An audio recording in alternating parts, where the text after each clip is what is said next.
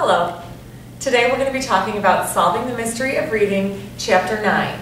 And right now I want you to make sure that you have your book, your textbook, and also grab your study guide, or we may be calling them study guides or outlines depending on if it's myself or Jen talking, but you know what we're talking about. So go get your study guides / outlines. Alright, so Chapter 9, the title of it is Finding the Elusive Main Idea. And elusive means something that is hard to grab or hard to grasp. And so that's why they devoted this chapter to it, because we want to just help you understand how to figure out what the main idea of a paragraph is. So for starters, I'm on page 203 first. Oh, I'm sorry, I wrote page 209. It's 203. All right. So a main idea is what the author is saying about the topic. So, I mean, it's kind of just common sense. What's the main point of the topic? What does the author want me to know? All right, so it gets a little bit confusing as we move on down the page, on page 203, where it says topic sentence. A topic sentence is the same thing as the stated main idea of a paragraph. Okay, so the topic sentence is the stated main idea. Stated means it's written in there. Okay, so it's actually a sentence inside the paragraph. It's written, and it is the stated main idea. Okay. Where should we look for main ideas?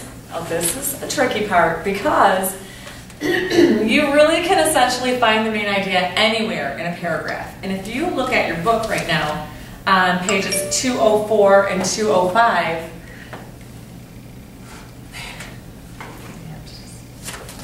on pages 204 and 205, it talks about all the places that you can find a main idea. It could be in the first sentence, it could be in a middle sentence, it could be at the end of a paragraph, it could be at the beginning and the end. I'm not going to go into all of that right now because we will practice those in class when we're doing these homework assignments together. But I just wanted you to know that that's what makes it tricky about finding the main idea, is it can be anywhere in a paragraph. Okay, but specifically, let's look at page 204, where it says main idea with a hook. Okay, a hook is something that catches the reader's attention. And so, I didn't write this on the board, but I want you to look at page 204, paragraph A. I'm just going to read this to you. I'll read part of it, not the whole thing. Yesterday, I saw a naked lady walking down the street. That was very surprising. In almost every culture in the world, people wear clothing. In the United States, that clothing might be anything from jeans and a t-shirt to a suit and tie. In Japan, some women still wear kimonos. In the hot, dry countries of the Middle East, people wear robes because it keeps them cooler. Whereas in the hot, wet plains like the Amazon and equatorial Africa, some natives still wear nothing but loincloths. Okay, I read you the whole thing. Anyway, so do you see what the hook is? It's, I saw a naked lady walking down the street, because of course that would catch our attention because we don't often see a naked lady walking down the street. But that's not the main idea. That just grabs the reader's attention. The main idea of that paragraph is that in every culture people wear clothing. Okay, so that's the main idea. I just wanted you to be aware of what a hook is. And then moving on pages 204 and 205, talks about an introduction. So sometimes when a writer thinks that a subject might be new to his or her readers, he may give a little bit of an introduction before starting the paragraph. For example, on page 205, paragraph B. 4 states make up the Four Corners region of the American Southwest: Arizona, New Mexico, Colorado, and Utah. Here, in this hot, arid land, a civilization evolved and then vanished. Okay, I'm not going to read the whole thing because I just wanted you to notice that The first sentence is introducing the reader to a new topic. It's telling you where the Four Corners region is, because the author might assume that we don't know what the Four Corners region is. So it tells us that it's in the American Southwest, and the Four Corners include Arizona, New Mexico, Colorado, and Utah. Okay, so that's when the author gives us an introduction. Moving on down the page, page 205, we're talking about definition, and that's when a writer wants to introduce a word or a concept. So she might or he might define that word for us if the author thinks it's going to be a difficult word. For example, on page 205 in paragraph C, a mammal is a warm-blooded animal that has a backbone, hair or fur, and feeds its babies milk. Mammals are found all over the world. There are kangaroos in Australia and gorillas in Africa. I'm not going to keep on reading because, as you can see in the very first sentence, the author tells us what a mammal is. She says, a mammal is a warm-blooded animal. She gave us the definition. You're fine, sorry. It's okay. I don't know, just say it. But it's not the main idea. Okay, yes. So, but the definition and the introductions are not the main ideas. Those are just something a little bit extra that the author does to make sure the reader can understand and follow what he or she is talking about. Okay, in the middle of your page, on page 205, there's a caution box, and I just wanted to mention this, that questions are almost never a topic sentence. However, or I wrote here, but the answer to the question is often the stated or implied main idea. Okay, so if it's a stated idea, that means it's written in there. And now we're going to talk about implied main ideas. An implied main idea is when the main idea is not stated, which means it's not written. And then it just means that we have to read the paragraph and figure out in our own head what the main idea is. Okay, so implied means that it's not written, it's not stated.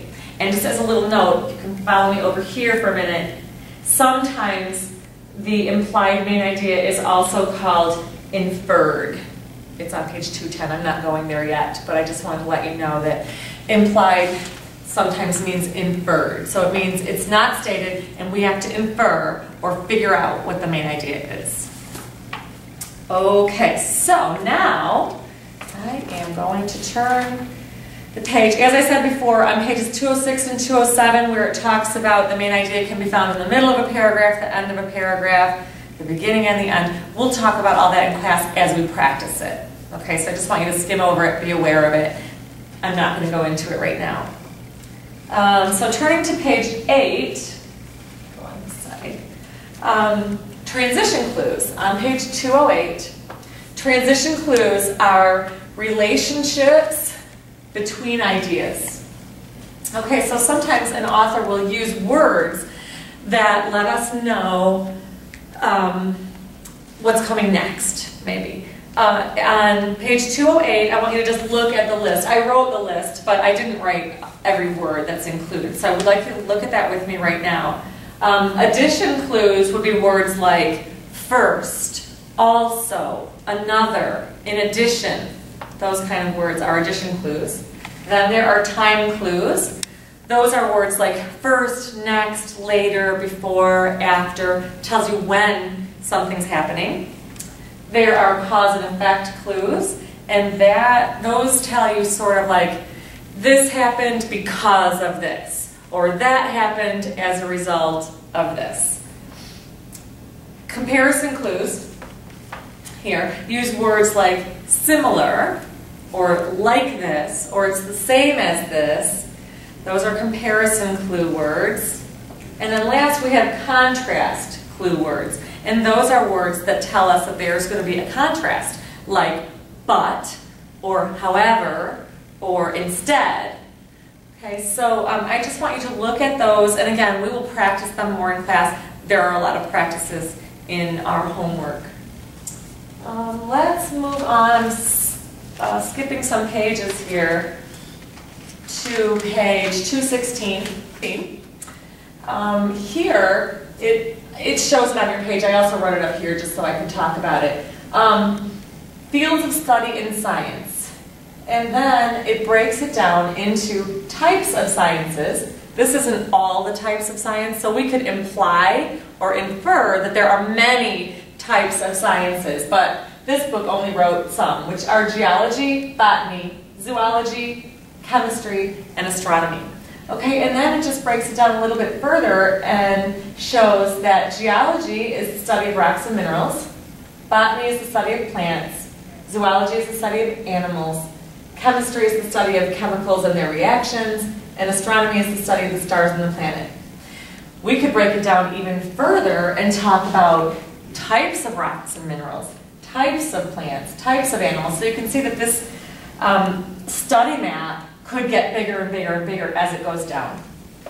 But right now we're just going to keep it there. I just want you to know what a study map looks like. And then on the next page, page 217, this is called an outline.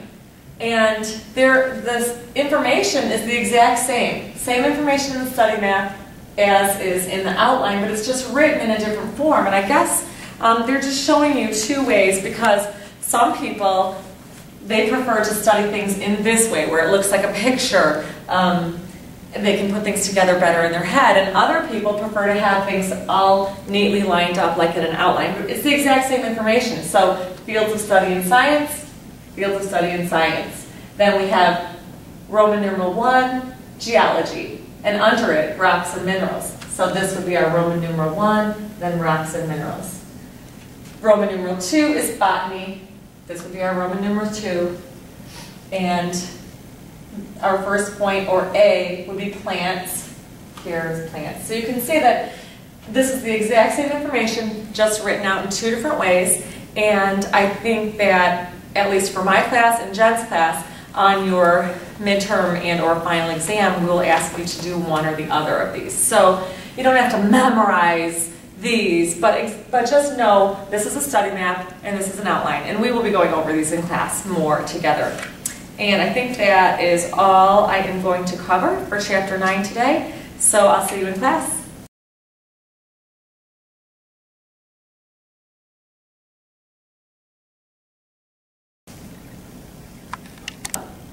I'm going to have to edit this because I got to read this for a second.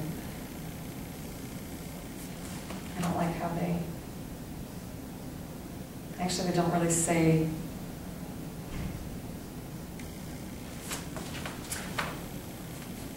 details. And these would be... minor sporting details. I'm going to start it over. This is fields of study in science is the topic. Okay, then there are main ideas. There's not. I mean, that's what's stupid about this, because they're not even giving you a main idea. What about the fields of study? I mean, it should be something like there are many fields of study in science. Right, exactly. That would be the main idea, and then these are the details. So right. And here it doesn't even say what you're calling them. That's irritating. It just says, it doesn't say anything about what you... I guess it would just be an outline on how to study the different fields of science. I mean, it would be kind of implied. I mean, I guess you could say that it's an implied main idea that there are different types of sciences. Okay, I'm going to start all over. Okay, so study map, page 216, take 2. Okay, so we're going to look at study maps on page 216.